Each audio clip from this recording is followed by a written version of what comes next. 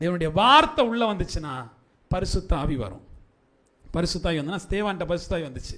அவனால் யாரையும் எதிர்த்து நிற்க முடியல. அவனுக்கு எதிராக யாரும் நிற்க முடியல. அவனுடைய ஞானத்துக்கு எதிராக, அவனுடைய ஆவிக்கு எதிராக யாராலும் என்ன பண்ணல, நிற்க முடியல. அவன் தேவனுடைய ஊழியத்தை நிறைவேற்றினான். அப்போ பரிசுத்த ஆவி வருகிற போது நீங்களும் பலன்படுவீர்கள். நீங்கள் பலன்படுறது மட்டும் இல்லை, தேவனுக்கு சாட்சியாக இருப்பீர்கள் என்று சொன்னார். இப்போ இதுவரைக்கும் இல்லாதது இனி உருவாக்கப்படணும். எப்படி உருவாக்கப்படும்? ஆதாம் இருந்தார்ல, ஆதாம் தப்பு பண்ண உடனே என்ன தெரிய வந்துச்சு? அதான் தப்பு பண்ண என்ன தெரிஞ்சு? தான் நிர்வாணி என்று தெரிய வந்துச்சு. தான் நிர்வாணி என்று தெரிய வந்துச்சு. தேவன் உடனே என்ன பண்ணாரு? வெளியே போன்னு சொல்ல என்ன பண்ணாரு? 3வது அதிகாரம் 21வது வசனத்தை வாசிங்க. தேவனாகியா ஆதாமுக்கும் அவன் மனைவிக்கும் தோல் உடைகளை உண்டாக்கி அவர்களுக்கு உடுத்தினார். நம்ம இங்கே அத்தியலைன்னு சொல்லுவாங்க, அப்படியே நிப்பாட்டுங்கன்னு தான் வசனத்தை சொன்னேன். அது அவன் உருவாக்கி கொண்டது. அப்படிதானே? தேவன் எதை கொடுத்தாரு? என்ன கொடுத்தாரு?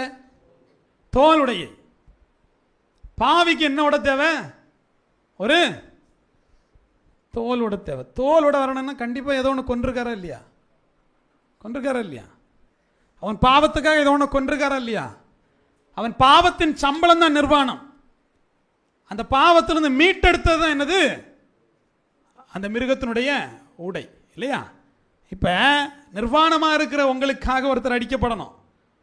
அடிக்கப்பட்டவர் உங்களுக்கு வஸ்திரம் கொடுக்கணும். அந்த வஸ்திரத்தோடு இருந்தீங்கன்னா தான் நீங்கள் என்ன பண்ணணும்? தேவன்கிட்ட இருந்தது மாதிரி இருக்க முடியும். பாவம் செஞ்சீங்க, ஆமாம் பாவம் செஞ்சேன், ஆனால் தேவன் இப்போ உங்களுக்கு ஒரு வஸ்திரத்தை தந்திருக்கிறார். அது பாவத்தை பிரதிபலிப்பதில்லை, தேவனுடைய கிருபையை பிரதிபலிப்பது. பாவம் செஞ்சுட்டான், ஆனால் தேவன் கிருபையாக ஒரு விஷயம் பண்ணார். என்ன தெரியுமா? நீ செஞ்ச பாவம் மூடுறதுக்கு நான் என்ன பண்ணுறேன்? வழிவகை பண்ணுறேன். இனி போய் வெளியே போய் வாழ். அதானே பண்ணார். இப்போ நீங்கள் உள்ளே போனோன்னா நீங்கள் என்ன பண்ண முடியாது? இந்த நிர்வாணத்தோடு போக முடியாது. நீங்கள் தேவ சமூகத்தில் போகிற போது வஸ்திரத்தோடு போகணும். அதனால தான் எடுத்தோன்னே உள்ளே போக முடியாது. உங்களுக்கு என்ன தேவை? வஸ்திரம் தரக்கூடிய ஒரு ஆட்டுக்குட்டி தேவை. வஸ்திரம் தரக்கூடிய ஆட்டுக்குட்டி யாரு? அது யாஷ்வா. யாஷ்வா எப்படி இங்கே ஒரு மிருகம் அடிக்கப்பட்டு இவனுக்கு வஸ்திரம் வந்ததோ அதுபோல் நமக்காக அடிக்கப்பட்டார். அவருடைய வஸ்திரத்தை நாம் தரித்து கொண்டால் மட்டும்தான் என்ன பண்ண முடியும்? தேவ சமூகத்தில் போக முடியும். எத்தனை பேர் வஸ்திரத்தோடு வந்திருக்கோம்? அதுக்கு ஆட்டுக்குட்டி தேவை. ஆட்டுக்குட்டி வெளிப்படுத்தல் என்ன சொல்லப்பட்டுச்சு? ஒரு ஆட்டுக்குட்டிக்கு எத்தனை கண் இருந்துச்சான்? 7 கண். 7 கண்ணும் என்னவா? 7 ஆவிகளாம். என்னது? 7 ஆவிகளாம். வழக்கமாக நம்ம என்ன பார்த்தோம்? ஒரு ஸ்தலம் ஒன்றும் இல்லாமல் இருக்கும்போது பிசாசு என்ன பண்ணுவான்? தண்ணிலும் பொல்லாத 7 ஆவிகளோடு வருவான். தேவன் வந்து என்ன பண்ணுவார்? அவரும் ஒரு 7 ஆவிகளோடு வருவார்.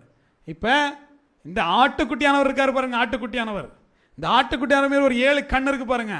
அந்த 7 கண்ணும் பூமியை சுற்றி வரக்கூடியது என்னது? 7 ஆவிகளாம். பிசாசுடைய 7 ஆவியும் சுத்திக்கிட்டு தான் இருக்கு, தேவனுடைய 7 ஆவியும் சுத்திக்கிட்டு தான் இருக்கு. நீங்கள் இந்த வஸ்திரத்தோடு இருக்கிற போது இந்த 7 ஆவி உங்ககிட்ட வந்துடும். நீங்கள் வஸ்திரமற்றவர்களாக இருக்கிற போது அந்த 7 ஆவி இங்கே வந்துடும். இப்போ நான் வஸ்திரத்தோடு இருக்கிறேனா, வஸ்திரமற்று இருக்கிறேனா? ஏதோ ஒரு 7 ஆவி என்கிட்ட வரப்போகுது. அந்த 7 ஆவி என்னங்கிறது வேதம் சொல்லுது. நம்ம ஏசாயால வாசிக்கிற போது சொல்லுது. அந்த 7 ஆவிகள் என்னை நிரப்பணும். அந்த 7 ஆவி என்னை நிரப்புனா தான் நான் மனவாட்டியாக மாற முடியும்.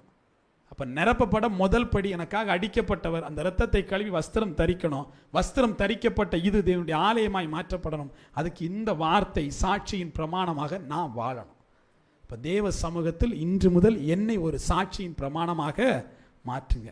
ஜீவ விருட்சத்தின் கனியை நாம் பறித்து புசிக்கக்கூடிய அதிகாரத்தையும், வாசலின் வழியாய் நகரத்துக்குள் பிரவேசிக்கக்கூடிய அதிகாரத்தையும், கற்பனைகளை கைப்பற்றுவதன் மூலமாக நான் பெற்றுக்கொள்ளணும். இந்த வசனத்தின் மூலமாக நான் 2 அதிகாரம் பெற்றுக்கொள்ளணும். ஒன்று என்னது? ஆதாம் இழந்த ஜீவ விருட்சத்தின் கனியின் மேல் அதிகாரம், ஜீவ விருட்சத்தின் மேல் அதிகாரம். ஜெயம் கொள்ளுகிறவன் எவனோ அவனுக்கு ஜீவ விருட்சத்தின் கனியை புசிக்க கொடுப்பேன். நீங்க பறித்து புசிக்க முடியாது. யாரு கொடுக்கணும்? இப்போ அதிகாரம் உடையவர் யாரு? அவர் தான். அவர் தான் உங்களுக்கு என்ன பண்ணணும்? அதை பறித்து புசிக்க கொடுக்கணும். ஒருவேளை ஆதாம் நினைச்சிருந்தா கூட இந்த ஜீவ விருட்சத்தின் கனி அவன் பறித்து புசிச்சிருக்க முடியாது. யார் தான் கொடுத்துருக்கணும்? தேவன் கொடுத்துருந்துருக்கணும். இவன் நன்மை தீமை அறியத்தக்க விருட்சத்தை அந்த இடத்துல போய் நான் தேவனுக்கு தான் கீழ்ப்படிவேன்னு சொல்லிட்டு வந்திருந்தா அவனுக்கு பரிசா என்ன கொடுத்துருப்பாரு? அந்த ஜீவ விருட்சத்தின் கனியை பறித்து புசிடான்னு கொடுத்துருப்பாரு. ஆனால் இவன் என்ன பண்ணிட்டான்? கீழ்ப்படியாமை நிமித்தமாக அவன் தேவனுடைய ஆசீர்வாதத்தை இழந்து போனான். அவன் இழந்ததை நீங்கள் பெற்றுக்கொள்ளும்படியாக தான் என் தேவன் அடிக்கப்பட்டார். உங்களுக்கு அந்த பரிசுத்த வஸ்திரத்தை கொடுத்திருக்கிறார். பரிசுத்த வஸ்திரம் எங்கேயோ அங்கே பரிசுத்த ஆவி உண்டு. பரிசுத்த ஆவி எங்கேயோ அங்கே விடுதலை உண்டு. பரிசுத்த ஆவி எங்கே உலாவுகிறாரோ அதுதான் வாசஸ்தலம், அதுதான் தேவனுடைய கூடாரமாக இருக்கிறது. நீங்களே தேவனுடைய கூடாரமாக இருக்கிறீர்கள். என்னை தேவனுடைய கூடாரமாக மாற்றும் என்று சொல்லி தேவ சமூகத்தில் ஒப்புக் கொடுப்போம். தேவன் நம்மை ஆசீர்வதிப்பார்.